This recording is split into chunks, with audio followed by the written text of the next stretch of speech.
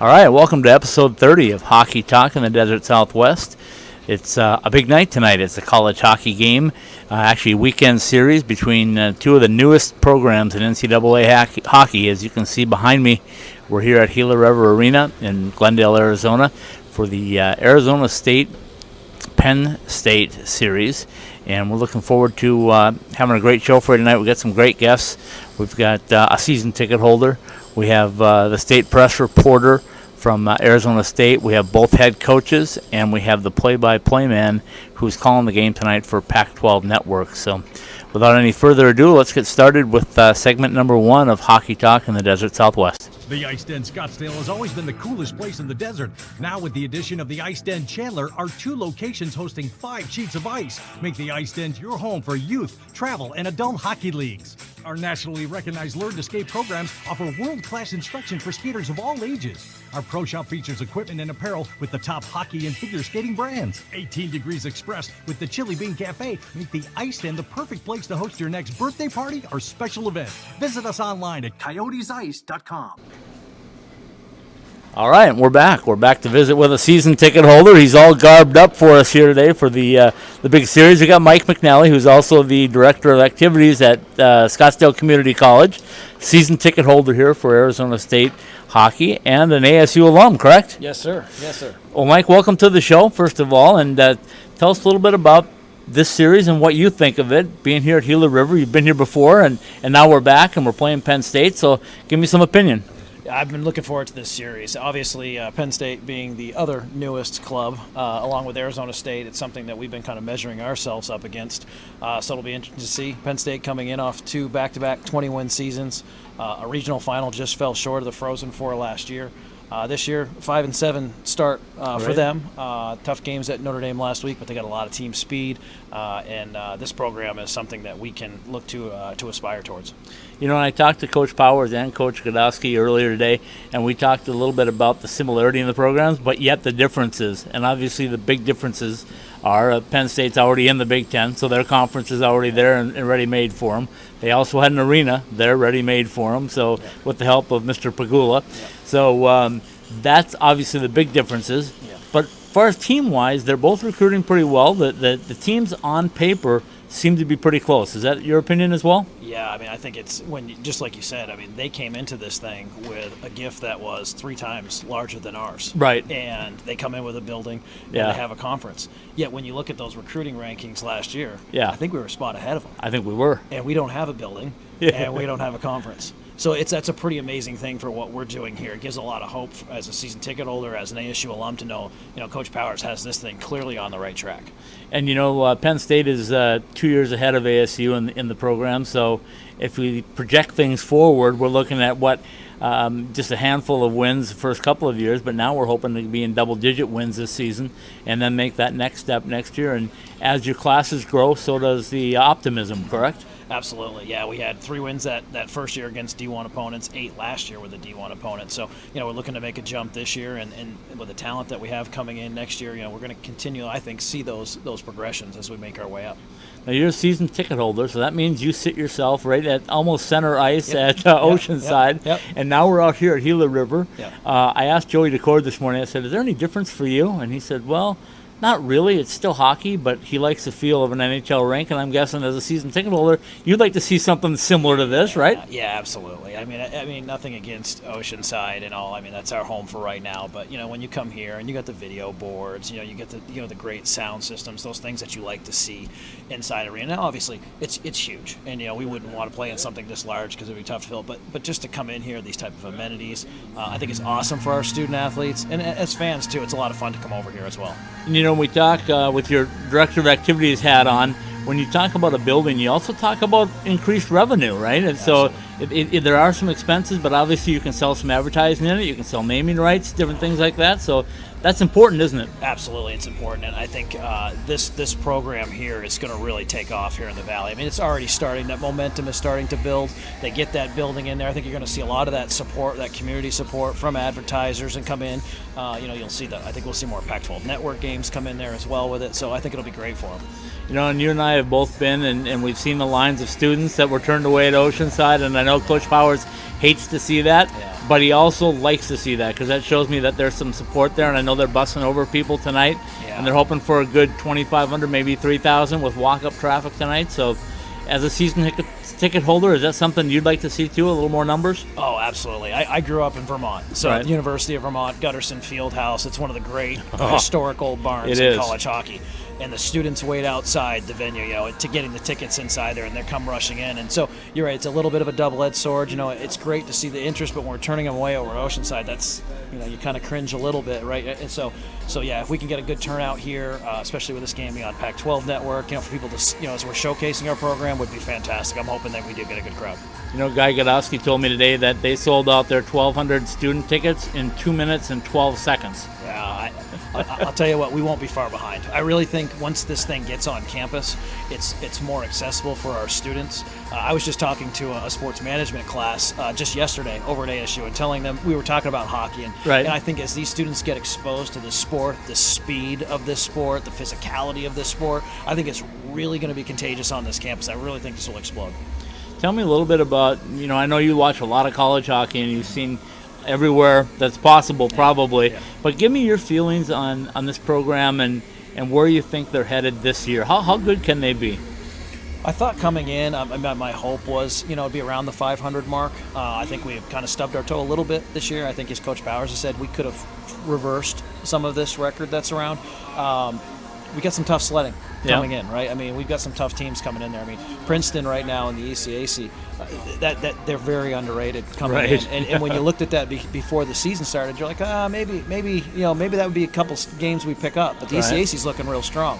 And then we got that monsters of, you know, BU, we got UMass Lowell, Quinnipiac, those programs. And even though, you know, BU scuffled a little bit here, UMass Lowell a little bit. These are huge programs that'll figure themselves out by the second half of the year. That's when we're going to see them. So maybe around, you know, if we're in that 12 to 15 range, I think that would be a great step forward for us. So, and we talk about they were on the road for 3 weeks, right? They came back, they played a home series with Huntsville. I know they wanted the sweep, didn't quite get it. Had the week off. Coach told me that this is probably the best week of practice that he's had. And now they're out here at Gila River. They have some big tournaments coming up, but what we're all really looking forward to is January, aren't we? Yeah, it's going to be a lot of fun. I mean, 4 or 5 weekends at a row at home. It's it couldn't be better than that, could it? And then we sprinkle in the Vegas tournament, right? Yeah, as well, we can drive up to. So I mean, yeah, January is just going to be a college hockey fan's dream, right? For everything we have there. So yeah, it's going to be a lot of fun. I asked Coach Powers how difficult it was to get other teams to want to come down here in January. Yeah, he said exactly. He said no problem. They're ready to come down. I bet they are too. So tell me, let's kind of wrap up our segment, Mike. Give me a feel for this weekend. What do you think is going to happen? Put on your predictor hat. I think Joey DeCour is going to have a really big weekend for us. I predict Penn State's going to be fast as they are. They're going to get a lot of shots on goals. I think Joey's going to have to really, really stand up for us back there to give us a chance in this series. I'm hopeful that we'll get at least one of these games coming out of here. We've had the week off, so we've had 2 weeks to prepare. Right. But these guys are going to be desperate, right? They've lost 4 out of 5 games. This is a team that was in the regional final. Right? I mean, Denver knocked them out. Denver won the national championship. Right. So when you're looking at the pairwise rankings, these things, this is really critical for these guys right now. They can't drop any more games, so we're going to get their A game. Right. So we're going to have our A game to compete this weekend, but it's certainly going to be a lot of fun. You know, one of the things that I talked to Coach Powers about too was he's healthy and he's got depth, and he told me today that he's taken his lineup chart and tore it up a couple of different times because he's trying to figure out what guys are going to match up best for this series. As a fan, I know they tweeted out a picture of the dressing room. Right. I'm looking at the jerseys, trying to piece together, because you're right. We're so deep in some of these, especially on the defensive side. Yeah. Right? We've got so much depth there that he has these options, and that's a good thing. Competition's good within the program. That's going to make those practices better. And then, as he said, I heard him last week talk about with our recruiting class coming in, we're going to have a lot of depth. Yes. Even maybe a little bit too much depth in that next year as he balances out the classes. But that's really awesome for us to see, because we know we can just roll these players in and out of the lineup that are going to get the jobs done. I'm going to finish up with you. I know we don't talk a whole lot about it because he's a redshirt right now, but Austin Lemieux is in the program, and Coach Powers tells me that not only is he one of the hardest workers, but he's one of the leaders. He said he's the guy that runs the guys that don't go on the road trip. he's the guy that runs the operation. So what's it going to be like when he actually gets on the ice next year and we get a Lemieux on the ice in black and gold again, only with a pitchfork? I talk to often, people about that, and their response is, well, if he came to your place, he can't be very good. Well, do you think Mario Lemieux would be sending his son to a program that he doesn't believe in? Right. I don't think that's going to happen. So obviously Mario sees what we're seeing in here. What I've heard about Austin is just the maturity and the leadership, and you actually heard about that in his, when he was a youth back in Pittsburgh. Yeah. Right. Yep, when he was training on the ice and what have you. So, and I believe Sidney Crosby stayed at their home when Sidney was coming up through. He did. So just imagine what, he's been around his whole life. So it's awesome. I wish we could have seen him play in Pittsburgh this year when we're back at that Right. Three Rivers Classic. But it just shows the depth of the program that we have someone here, of that caliber coming in next year. Absolutely. Mike, I appreciate your time. Enjoy the weekend. Absolutely. And we'll catch up with you down the road for sure. Sounds good. Thank you. In today's odor elimination, sanitizing, and deodorizing market, airspaces and fabrics are treated with very aggressive, highly toxic, and often very dangerous but cheap chemical-based solutions. These chemicals have harmful residues and pollutants that can impact your health and the well-being of those around you. This is the bad news. The good news is there's something better. That something is OxyPal. OxyPal is a fast-growing company based in Phoenix, Arizona, with franchises opening across North America. OxyPal has developed a way to eliminate, not mask or disguise, all organic-based odors in any airspace or on any fabric surface with ozone, also called trioxygen. Ozone is present in the atmosphere, and it is what protects our planet, our environment, and every living thing on Earth. Through years of research and development, OxyPal has perfected a way to harness and apply this powerful solution to purify airspaces and fabric surfaces safely and effectively, eliminating all organic bacteria, viruses, mold, fungi, and allergens on the molecular level. OxyPal has designed and perfected many next-generation and evolutionary alternative products and services safe for people, pets, and our planet. The solutions offered by OxyPal are stronger, safer, non-toxic, and a great value. Visit our website and online store today at www.oxypal.com. On our website, you can make a service appointment, buy products, or learn more about us and our great franchising opportunities. All right, it's another segment of Hockey Talk in the Desert Southwest. I got a special guest today here in the locker room at Oceanside Ice Arena, the voice of Arizona State NCAA Hockey, Tyler PALEY. Tyler, welcome to the show. Thanks, Scott. Good to be here. I see you everywhere. I know the job that you've done over the last few years with the program. You do a lot of the stuff for the website, right? And the .com with Pac-12. Tell me a little bit about your role and how it all came about and all that good stuff. Yeah, so for one of our student organizations here at ASU, it's called the Walter Cronkite Sports Network. I got involved when I was a freshman, and now I'm actually the president of the organization as my last year of grad school. So basically, I got involved in the program. We had a great partnership with the Pac-12 networks, and I was selected in my sophomore year as the play-by-play guy for our Pac-12 Plus streams. And then it's just carried on and ever since, and now we're here ahead of the debut on TV.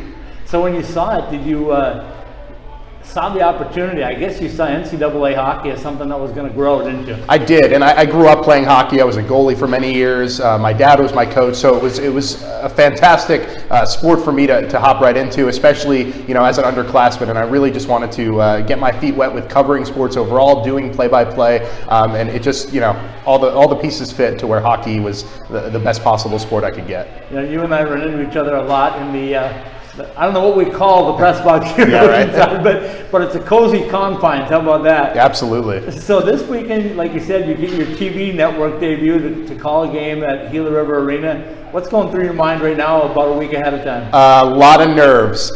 So it's funny, I was actually just talking to the Coyotes play-by-play guy, Matt McConnell, who does all of their games brilliantly. And one thing he told me that really stuck out is just have fun. I'm sitting over here prepping, slaving over it, and I'm loving every minute of it because I'm a stats geek. I love seeing that stuff. But at the same time, I'm not really taking that much time to absorb it and really realize how cool this is. So that's what I'm just trying to do in these last few days. Remain confident. Obviously continue to prep, but I know what I'm doing, and I just really want to, you know, go out there and have a good time and make this a memorable moment. And it's a big series for both teams, actually, because you got the Pac-12 team in ASU, you got the Big Ten team, the Big Ten defending champions in Penn State. So what do you expect out of the game? So it's interesting because from what I see, Penn State has such a high-octane offense, but it's interesting because they also let in a lot of goals. So if Joey Decord can man his own in that first game, give the Sun Devils some sort of a lead in the first period, and they can maintain that for all 60 minutes, because I think that's where they've struggled the most, is kind of maintaining that pressure for all 60. But if they can do that, they have a chance against this Penn State team. They're coming off 2 straight losses against Notre Dame, so them coming here and playing at Gila River Arena, where most of ASU's players have played already, I think ASU has the advantage in this one. I really do. So when we talk about the differences between Oceanside and Gila River, obviously at Oceanside it's a packed house, right? Yeah. Everybody's right on top of you. With Gila River, it's going to be a little bit more of a sparse crowd to fill up that big of a building. Does that make a difference in how you broadcast the game? It does, just because of the energy level. You know, I'm, you know, Gila River. I'm so high up there that, but at the same time, you know, the crowd, you always feed off the energy of the crowd, just like the players do, the broadcasters do too. So the bigger the crowd, the more they're cheering, the more they're involved in the game, that's the happier I am, because then I get that energy and again, go back to the whole having fun with it part, and that's what's most important. So let's talk a little bit about the Cronkite School. My daughter graduated from the Cronkite School and moved on to television broadcast in Minneapolis, and she speaks very highly of it. I speak very highly of it just from her experience, but tell us about the sports side of it. You guys keep growing and growing and growing and covering more and more, don't you? We do, and it's unbelievable because the opportunities we have now for Cronkite News, it's the news division of Arizona PBS, and we have our own Phoenix Sports Bureau. We have an LA Sports Bureau where they cover, you know, all the professional and college and high school sports. Same thing here in Phoenix. I mean, we have access to things that, you know, most people in their careers now, they could be in their 50s and they still don't have access to. So it's really unbelievable the opportunities we get. It's funny though, because the organization that I'm president of, WCSN, was actually kind of the framework for the sports journalism program as a whole.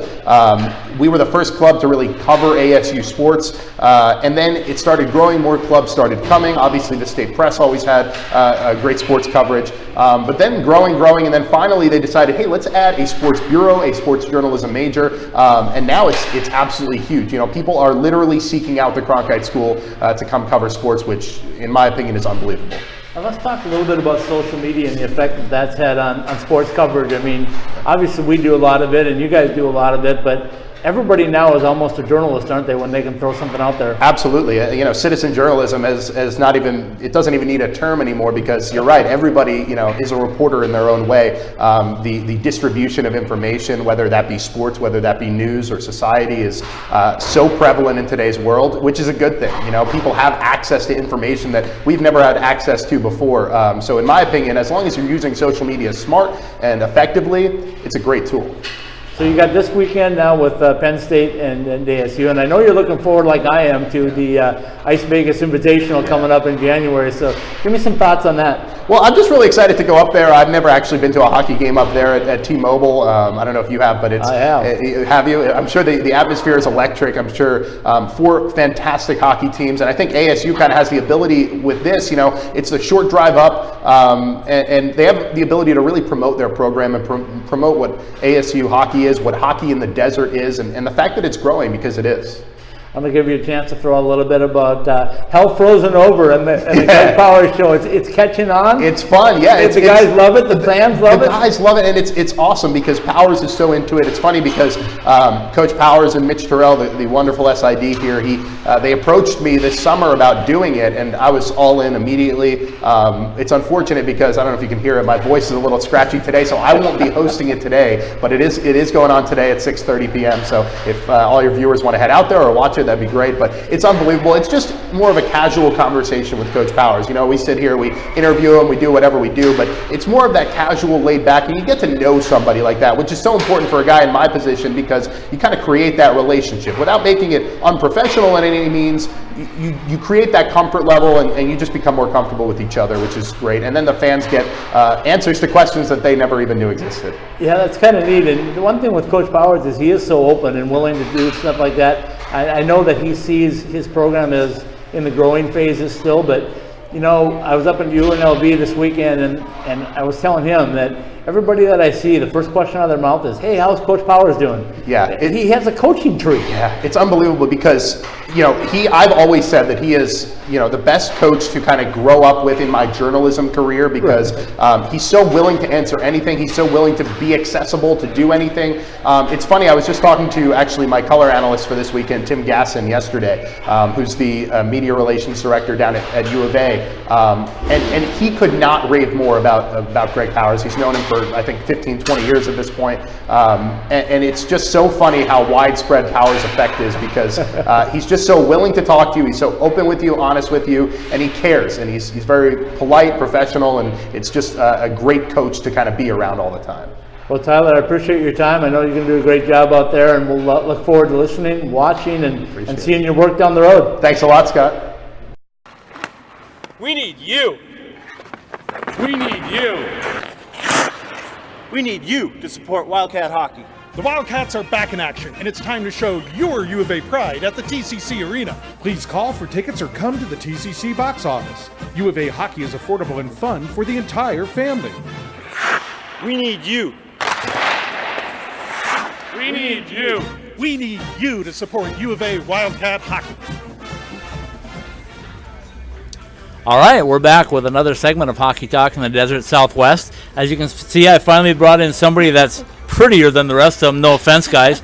We got PAIGE BURNELL here from the State Press, the beat reporter for Sun Devil Hockey. And PAIGE, welcome to the show. Thank you. Great. Thanks for having me. Tell me a little bit about your responsibilities for the State Press and how it's gone so far now that we're, 2 months into the season? Yeah, it's been great working for the State Press so far. I love it. I'm down with the team usually in the tunnels right now, filming them as they go out in the ice for warm-ups. But it's been amazing. I love writing for them. I love covering this team. It's been wonderful. So tell us a little bit about you. You're a student at ASU, obviously, Yes. And where are you from originally? I'm a sophomore at ASU currently, and I'm from Los Angeles. I grew up a Kings fan. We're not bandwagoners, I promise. My mom has been a fan for over 30 years. That's how I first got into hockey. Hockey's always been my sport, and that's why I love covering it so much. Well, being a Kings fan, you've seen some success too, Yes, haven't I you? have. I was there for both cup wins and top 5 moments. So what's it like to be covering ASU at the NCAA Division I? Obviously, great experience, right? Part of the reason why I chose to come to ASU is because they had a good hockey program. I knew when I was in high school I wanted this kind of a career, and so I came through, and I've been waiting to cover this team since I got here. Let's get to the nitty-gritty of it. Yeah. How good can this team be? I think this team can be excellent. Yes, they've had some trouble this year. It's obvious, but as they'll say, their record doesn't indicate how well they're actually playing. They have a lot of very young talent. They have more young talent coming in, as Greg Powers has mentioned, another running for a top 10 recruiting class. And I really think this team can go far in the next couple of years. No, you and I run into each other every Tuesday Yes. when we're covering Media Day there. And tell me a little bit about what you're seeing on the ice. I've seen some development. We don't want to give too many secrets away, but the power play has been something they've been waiting to showcase. A couple weekends ago against Huntsville, they weren't able to do it because they just didn't have any power play opportunities, really. And tonight, what's your thoughts if they get some power play chances? If they get some power play chances, I think those are going to be the prime chances for this team to score. I think this game is going to have to be run by the defense if they're going to have the success they want, because Penn State is so offensively charged. The defense is going to have a lot of work cut out for them, but if they get those power play chances and they capitalize on them, ASU is going to have the game setting that they want and that they thrive in. You know, we talk about any hockey team, you build from the goal out, right? Yes. So you've got Joey DeCord, one of the best goaltenders in college hockey, in my opinion. And as Joey goes, the team goes, right? Mm-hmm. Very much so. So Joey really hit his stride in Nebraska, I feel, the second game against Nebraska-Omaha. Yeah. And from then on, he's been on point, and he's been playing well enough where he could win these games for ASU. And Greg Powers has said so, and the team has said so, and it's very apparent from his play. And our coach told me today that he thought this might have been their best week of practice. Yes. With the week off. They're healthy. Everything is trending towards a good series, right? Yeah, I truly think this is going to be a good series. Even if they don't sweep Penn State, no one expects them to do that, they're going to progress. And that's what Greg Powers talks about. That's what they all talk about. It's the progression, and they're doing that steadily. And it's only the halfway point through the season. They still have a lot to go. They still have a lot of very formidable opponents ahead of them. So getting even one win against this Penn State team is going to do loads for this team. You know, it's a little early to talk pairwise, obviously, for tournament time, but every pairwise point that you can pick up anywhere along the way is a good thing. Yeah, any point they can pick up. Like they said, they're not happy with their record. It's not their main focus, but again, you still want the points. You still need the points to get where they want to be eventually. All right, let's get deep inside this locker room. I'm going to ask you some questions now. You can answer or not answer, but who's the best interview on this team so far? Oh, the best interview. I have to say, a lot of these guys, I don't know where they learned how to interview, but they are doing really well. Joey DeCord is a great interview. He's always funny. Jacob Stridesberg, Phil Buncis, Gavito, they're all great interviews, very funny guys. It's hard to choose one. And Dylan Holman's going to get mad at me if I don't mention him, so. Okay, now you got Louie mad, you got... Louie, Lou is great. He will come out even when they lose. Thank God for Lou. He will come out, and I really appreciate it. I put you on the spot with that one, so now I'll give you a chance to say who's the worst interview. Oh, I'm not going to answer that. No way. No. But you got to admit... There are no bad interviews. That's what I should say. There really aren't with this team. They're great. That's perfect. Spoken like a true professional right there. Tell me a little bit about the program that you're in at ASU and the opportunities it's providing. I know Tyler Paley is up doing the broadcast tonight from the Cronkite School. So tell me a little bit about how they're helping you be successful. The Cronkite School has given me the opportunity, to cover hockey on like a beat reporter. I've had the pleasure and the privilege to work with people in the Kings and with the Coyotes. I've had wonderful mentors, and I still have them. But I wouldn't get to cover those teams on a beat basis like I do this one if it weren't for the Cronkite School. So it means a lot to me that I get to do that, and just to be around it all is an amazing experience. So we're hoping in the next 2 years they get to at least take you to a Frozen Four? I would hope so. Hey, 2 years, I could see them almost getting to that point, if not getting to it. 2 years would be a huge progression for this team. Let's wrap it up with the incoming freshmen next year. That recruiting class already looking pretty good, isn't it? It's looking fantastic. Greg Powers said that they have these new recruits fulfill the needs that this team needs right now. He wants to bring them in the spring. He wants to put them out there, 3 forwards and a defenseman. And I think it's true. They have these little pieces that they need to fulfill on this team, and I think those guys could easily do it. You know, I talked with the Pashniks a couple of weeks ago, and we have a pretty good, what we call it, Alaskan-Canadian pipeline coming down from Bonnyville, right? We do. So they're bringing in at least one more Bonnyville, maybe 2 for sure next year. And what does that say for the program when you're able to go in there, and obviously the guys that are here are happy, right? Because you wouldn't be able to get other recruits if they weren't happy with what's going on. Oh, I think these guys are very happy here. You know, I have the privilege of seeing them foremost when they're down there playing two-touch with each other, and how much this team really is a team, and how much all these guys really respect and are friends with each other. So it's a great dynamic here. A lot of diversity. You know, you wouldn't think that all these guys would mesh together so well, but they do, and it's great to see. All right, last question for you. Let's wrap it up with a comment on Coach Powers. He got an extension. Yes, he did. Now he's good till 2022, which is key in building a program. Yes. But tell us a little bit about your thoughts about interacting with Greg and what he's doing for this program and for ASU. Well, the first time I met Coach Powers was at practice before season started, and he came out to greet me, and he's just been an amazing person to talk to. I think Greg Powers really is the helm of this program, and he'll be the first one to tell you that it's not about the results, it's about the process, and he wants these guys not only to thrive as hockey players, but as people too. And you can see them doing that. You can see how they treat each other. You can see how they treat other people. And Greg Powers is doing an incredible job with this program. Paige, we could probably go on for hours, but I know you got work to do. I got work to do. So thanks for taking the time with us tonight. Thank you so much for having me. And we'll see you through out the rest of the season. See you soon. Thank you. All right, it's another edition, of Hockey Talk in the Desert Southwest, and we're visiting with the head coach of Penn State, Mr. Guy GADOWSKY. Guy, welcome to the show. Thank you very much for having me. Guy, we talked a little bit about hockey in the Desert Southwest, and I think your team has had a big influence on it as far as being you and Arizona State being the last 2 teams to enter NCAA hockey. So tell me a little bit about your season so far and how things are going. Well, for us, we're a fairly new program, as you know, and we won the Big Ten Championship last year, which was unexpected and a great thing for our university, our athletic department, and very similar to Arizona State. There's a lot of pride and passion that comes with that, so there's a lot of anticipation and excitement with our season. We've had to grind a little bit here with some injuries and some illnesses, but I think we're putting the pieces together and very excited to obviously come down to Arizona. I have a great deal of respect for what Greg and Coach Powers has done with his staff, with his program, from not only their transition, but what he's done as a club program. So very looking forward to this weekend. Talk a little bit about that transition. It's a big jump from ACHA D1 to NCAA D1 and the competition level, the level of play.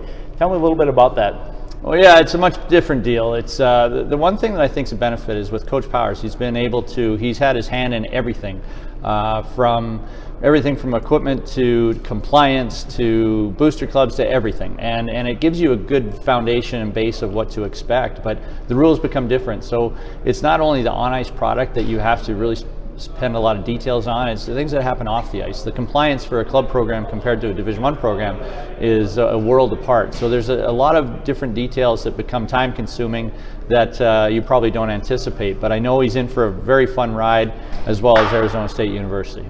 Talk about Penn State and being in the Big Ten and playing the competition in the schools that you have to play day in and day out.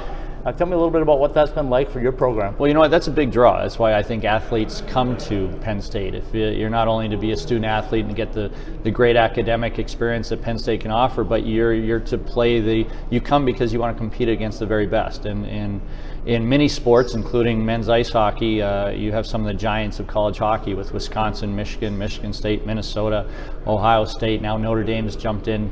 You can go on and on. It's a tremendous conference, and every night is a battle. Every night is excellent, very high quality hockey, and it makes every night tough, but that's why you come to Penn State.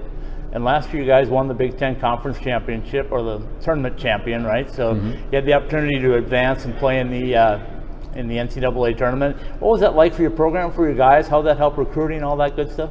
You know, it's a great experience, number one, for everybody involved. Certainly the student athletes, but also the staff and the athletic department, everybody involved with the program, to compete in the NCAA tournament so soon after we've jumped into D1 hockey it was a lot of fun, and obviously we had a great showing. We won the first game 10-3, which is something that no one expected, including ourselves. So it's a lot of fun. It makes you hungry to get back, and I think it gives rise to the passion and the pride of our program as well as the university. And obviously anytime you can do that, it helps in recruiting. Talk about your roster and what you're specifically bringing out to Arizona this weekend. I know you're fast, I know you forecheck very well, and I know you can put the puck in the net. Have I missed anything? No, that's pretty much us in a nutshell. You know, we get our players, we obviously want to get the very best in our footprint, and I think we have that. We have a lot of great players from our footprint, Pennsylvania, New Jersey, etc. But we also have been very successful overseas. We have a great defenseman in Eric Audio from Finland. We have a couple of Russian players that are extremely important to our lineup. We have guys from Canada, we have guys from the West. So we have a lot of what I think are excellent student athletes, excellent college hockey players from all over North America.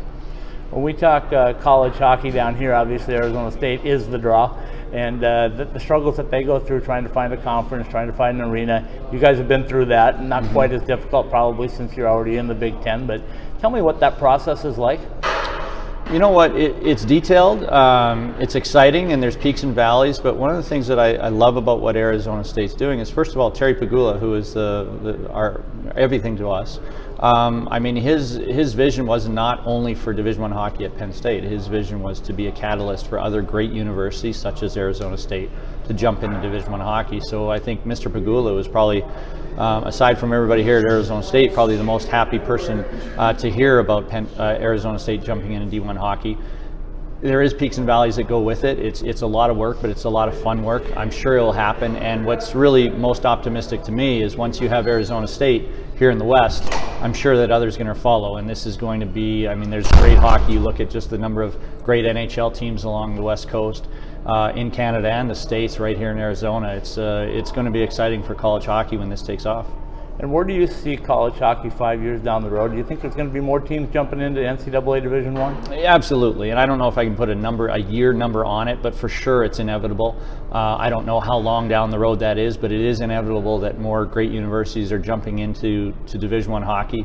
You look at the experience that Penn State has had and the passion that it's brought and how well we're doing with attendance. I think it's just great for the universities, and I can see it becoming extremely popular in the West. Give me a game day experience at Penn State. How many people do you get into your building? What's it like? What's a typical game day? So Pagula Ice Arena holds about 6,000 people, and we average over that. I think we've had something like 59, 60 sellouts in a row. Our student section sold out in 2 minutes and 12 seconds, which holds about 1,200 students. The game day experience is phenomenal. It's a lot of fun. The students rock Pagula Ice Arena like I've never seen. They don't sit down, they sing and dance throughout the entire game. It certainly is nicer when you win, but win or lose, it's a tremendous experience. So you come out here to Arizona State. What was the trip like? A lot of people talk about, for Arizona State leaving here, it's like you hop to the airport and you're gone. What's it like coming down here? Yeah, for us it's a little bit different. We bused to Baltimore and flew from there, but it's a direct flight from Baltimore, which is pretty easy. And once you land in Arizona, the weather's great, so it seems to take all the headaches away. Very good, Guy. I appreciate your time. Good luck this weekend, okay? Thank you very much. All right, another segment of Hockey Talk in the Desert Southwest. We got the head coach of the Arizona State Sun Devils, Greg Powers, with us. Greg, it's game day. It's a big weekend for your program. So tell me a little bit about what it's been like.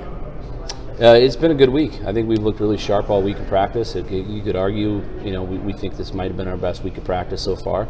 Coming off an off week, that's what you want. We're completely healthy, which is a testament to our training staff, and the guys are ready to go. So it's going to be fun. It should be a good atmosphere against a great team, and we know what we're up against.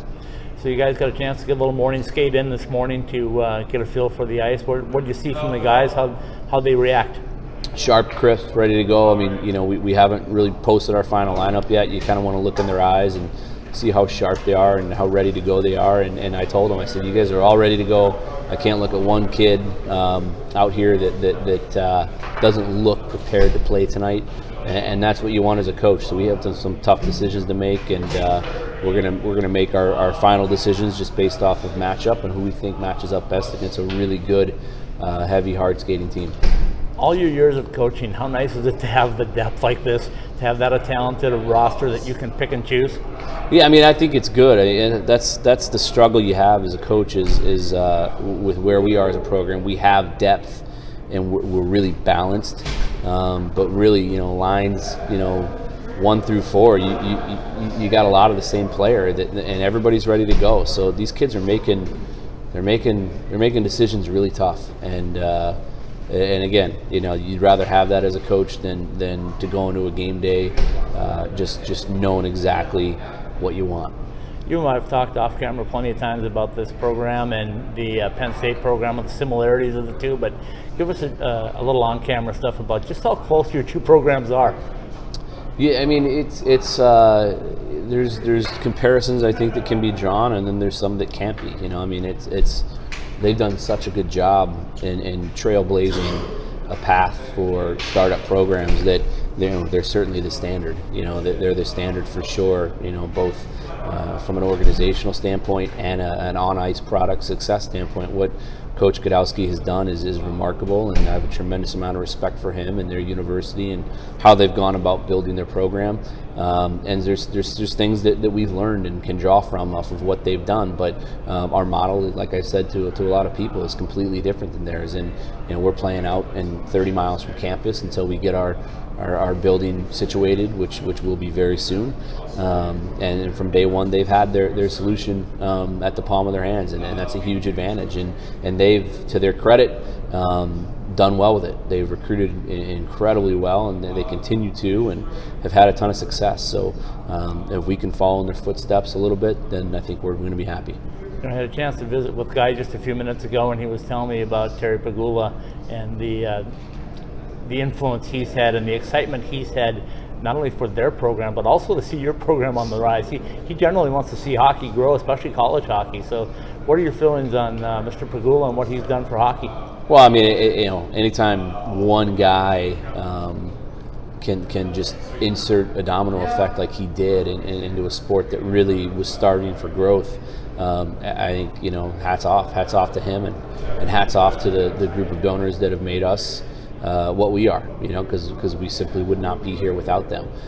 So those guys, again, I think the opportunity that people like Terry Pagula and our group of donors have given to student athletes to go and obtain a secondary education, playing the game they love, giving them the development that they want to try and play professional hockey one day is a once in a lifetime opportunity that these people are giving to our guys. Obviously, the difference between the two programs is Penn State's already locked into a conference. They had the Big Ten right at their feet when they came in, being a member already. And they also had an arena built, 6,000 seat guys telling me that rocks it. So, from that standpoint and your standpoint, how do you take the next steps forward in your progression?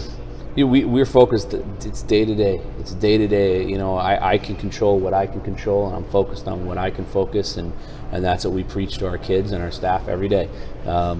Control what you can control, and right now we're just focused on getting better every day. And the arena will happen when our administration makes it happen.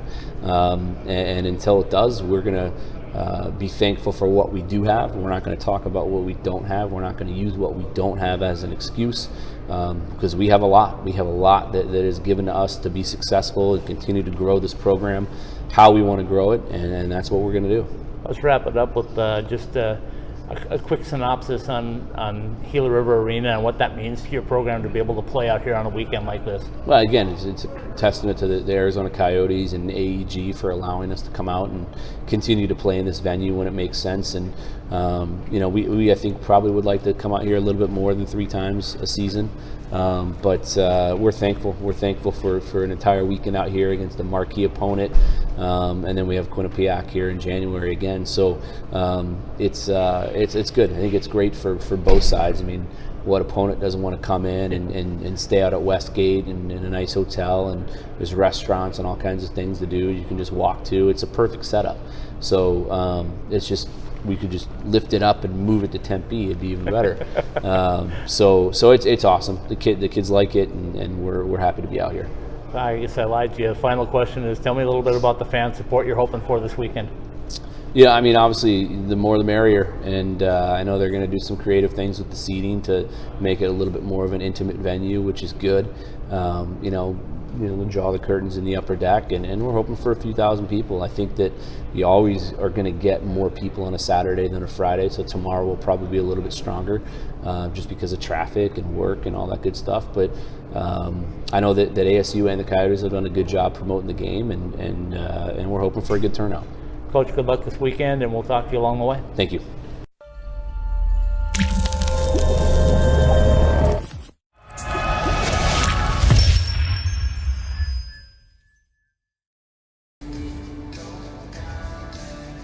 All right, that's another edition of Hockey Talk in the Desert Southwest, episode number 30, recorded tonight here at the beautiful Gila River Arena. As we look around, it's nearly game time, so we'll let all of our guests get back to their respective duties around.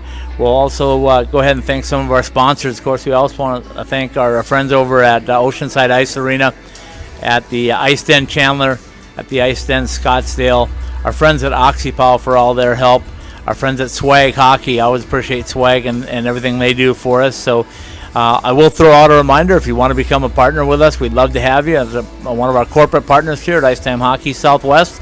Definitely get to our website at www.icetimehockeysw.com. Give us your feedback, give us your comments, follow us on all of our social media as well. We've got at IceTimeSW for Twitter, for Facebook, and for Instagram. So without further ado, we're going to go ahead and say this is a wrap for Hockey Talk in the Desert Southwest, episode 30.